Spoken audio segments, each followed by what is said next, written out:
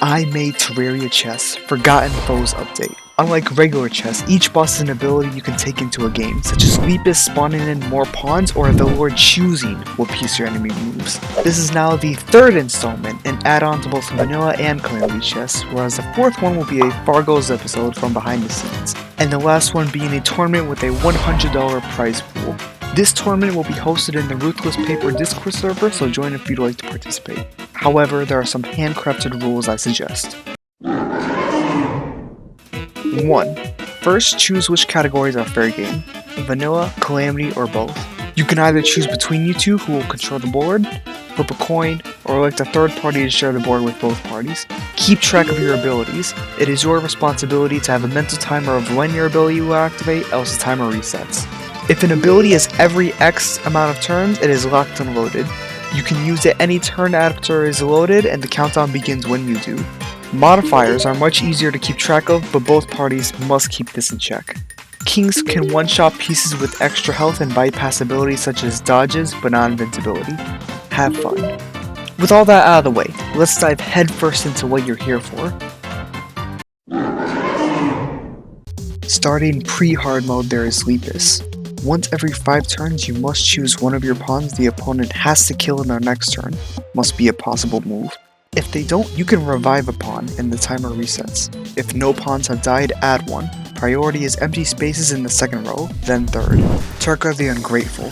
In order to damage any pieces other than pawns, a pawn first must be taken. However many pawns you take is how many other pieces you can take, excluding king and queen. Now with hard mode we have Ocram.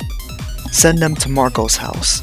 Above 8 pieces, you can move 3 pawns as long as they are all side by side and move 1 tile. You can do this twice before you drop to 8 pieces with at least 2 turn cooldown. 8 pieces and below, Ocram will now delay his dash.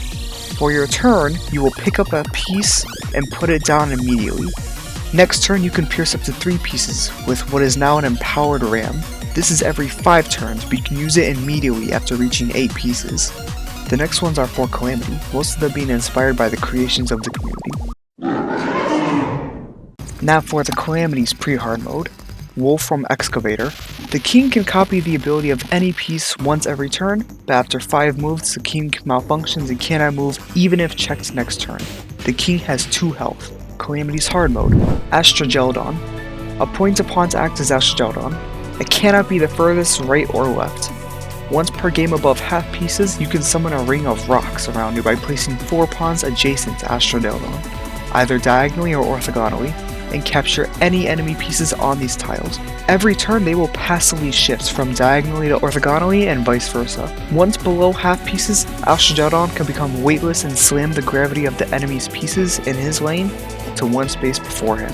The pawn appointed as Jxhto has 2 health and cleave movement, but cannot capture, and his ring cannot move outside of his passive movement. Tier 3, Post Moonward. Hypnos, the rejected contraption, for it had a mind of its own. 1 in every 3 turns you can confuse the enemy and move a piece for them. This does not count as a turn for anyone, and they can move a piece normally after. You must do this after your turn. Hypnos is also a supercomputer, and can undo the opponent's ability when it is used. If it is a one-time use, they start glitching and must wait 3 turns until they can activate it again. If it is not, Hypnos can do this 3 times and the opponent must wait 1 turn. This has no cooldown. The Lord. I know you're thinking, seriously? Well, I made the game, so here's the Lord's ability. The opponent must use a randomized piece each turn using a randomized wheel. If they cannot move that piece in the way intended, such as the king, their turn is skipped and their ability is also disabled for 2 turns. 5 if your king kills a non-pawn piece. After this, the usual ability resumes. Yaram. Now that you've reached this ability, your destiny is clear. Come now, face me. Erase every one of your pieces except the king and place a knight next to it where the queen would have been. The knight now has an additional movement of the king and vice versa. They both have 3 health. You follow a cycle where you move Yaram, and then both, any order. You can only capture Yaram with the knight after he loses 2 health due to his nobility. You cannot take the opponent's king until all pieces, knights don't count, are captured. Yaram's auric armor ignores invincible pieces and cannot be one-shot by the king. Cirrus. It's Hage time. Upon choosing this ability, your opponent's is nullified. This ability grants you, instead, the ability to always play first, regardless if you are white or black.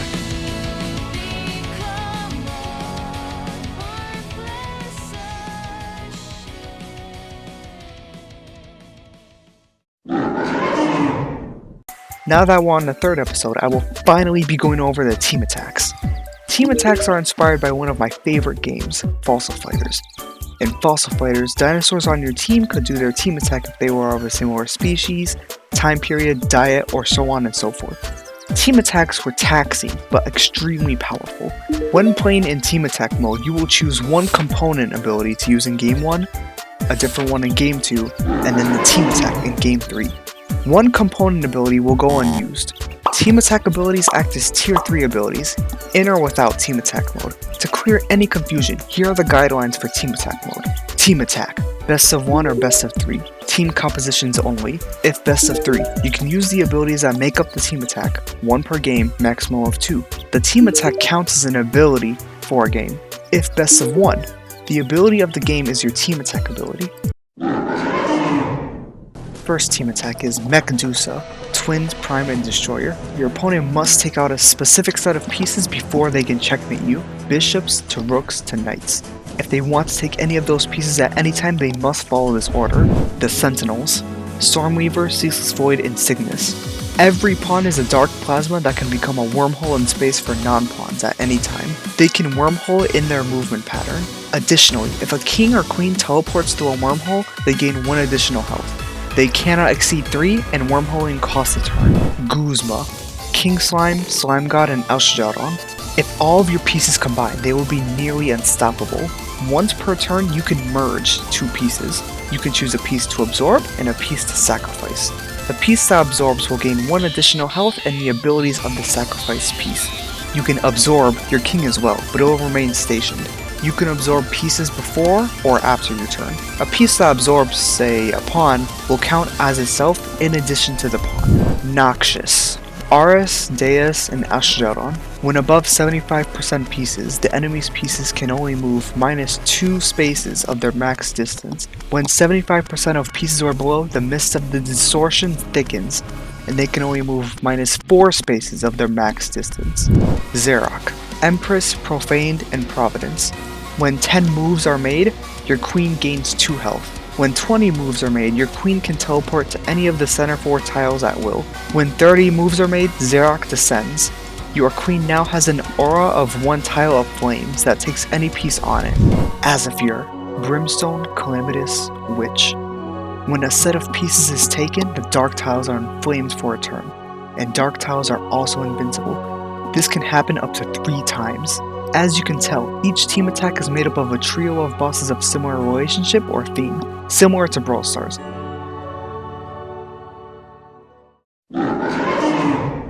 Modifiers. Modifiers are self-explanatory. They are mods to Terraria Chess. You can tack one onto a normal game, or even play with just modifiers for a more genuine chess experience. Modifiers are based off of things such as mini-bosses with strong themes, NPCs, and even mechanics.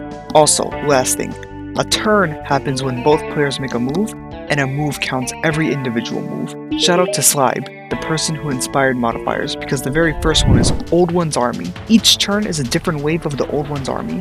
You must move your pieces in this cycle: pawn, bishop, rook, knight, queen, king, repeats. Skip whatever pieces you are out of to the next possible one. Pillars. Stardust Pillar.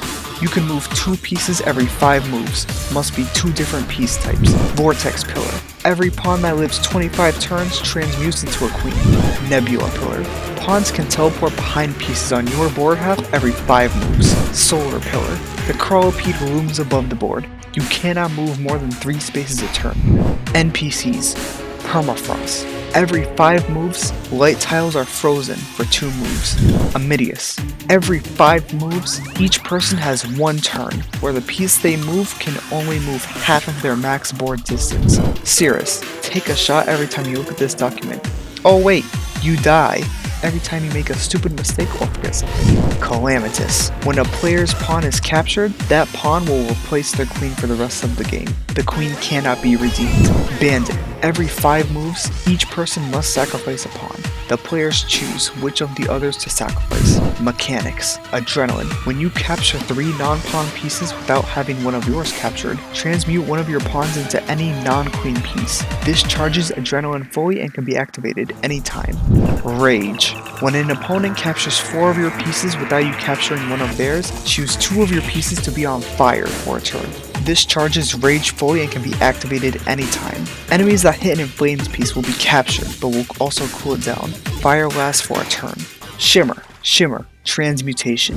Every corner becomes a shimmer space. Your pieces can only shimmer on your opponent's corners, and in the order of pawn, bishop, rook, knight, queen, king, and repeat. Every turn a piece stays there, it shimmers. You can still be checked if you have 2 kings, even if only one is. Shimmer. Consumption. Pawns can be disintegrated if you choose to. When a pawn dissolves, you are granted a material point and can spend them for new pieces. A pawn is 1, bishops and kings are 2, rooks and knights are 3, and the queen is 4. These can be placed anywhere on your board half. Shimmer. Decrafting. When any piece reaches the top or bottom row, that piece will decraft. If it is a pawn, nothing happens, not even promotion. When something is decrafted, you will obtain 2 of the tier below it, from queen, rook, knight, bishop, to pawn. These are placed in any open space around the piece that decrafted. If none, keep going until the closest ones. Shimmer. Insubstantial. Every 5 moves, both players must choose a piece of their opponents to completely shimmer down until it hits the most bottom open space on their side. If there is no open spot, that piece will stay insubstantial until the next shimmer, and cannot move or be altered in any way. Modifiers were added as a way of bringing Terraria chess closer or further from natural chess, as well as a numerous number of combinations and ways to play. I wonder how many there are.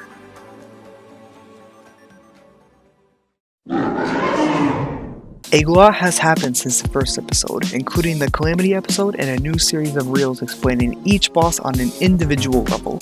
Additionally, we are still gaining members and working on concepts and working towards the ultimate goals of Terraria chess. The rest of the I Invented Terraria Chess series contains 4 episodes after this one, totaling 7 episodes. The last one will be the tournament, and the others, I'll leave a mystery for now. Regardless, thank you to the new and recurring members and viewers for starting and or continuing to bring my concept to fruition. I love working on it. I just hope to reach as many Terrarians as possible as the series comes to a close and evolves even further. In fact, the Discord server has grown expansively since the first episode, totaling over 16 Terra Chessers and possible contestants for the tournament. It's not nearly too late to start practicing now, but also, please like and drop a sub if you enjoy. After a lengthy discussion, more details on the tournament have surfaced. The tournament is estimated to be sometime in the summer of 2024. There will be runner-up prizes of $25 and $10. As of right now, only vanilla abilities will be in play. If Terraria chess gets popular enough, Calamity will be a completely separate tournament. In this scenario, players who win any prize in one tournament cannot participate in the other. A Calamity tournament would also have a $50 grand prize with runner-up prizes. I will be the one who shares the screen and moves pieces. By volunteer, any of the 5 veterans of Terraria chess will help me commentate.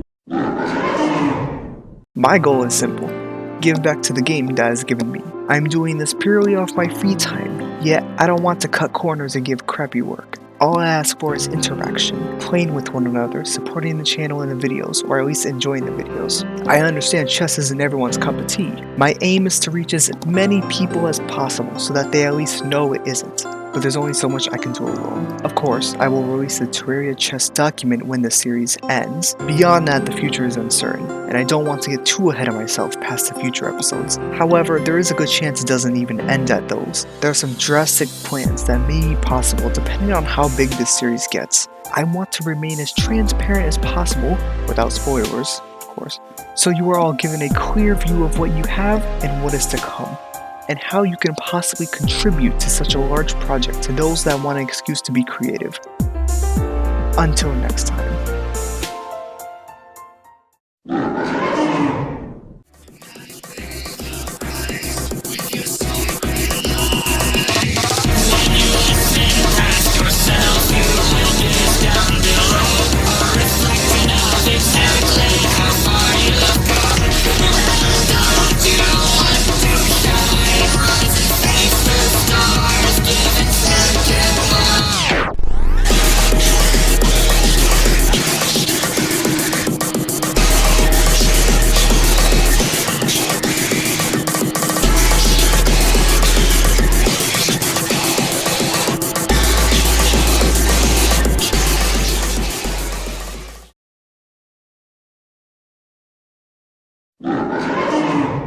Yarm's Orc Armor and ignore.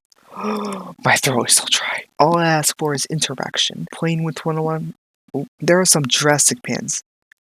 But for now, just know that I have plenty Enough with the pans, man.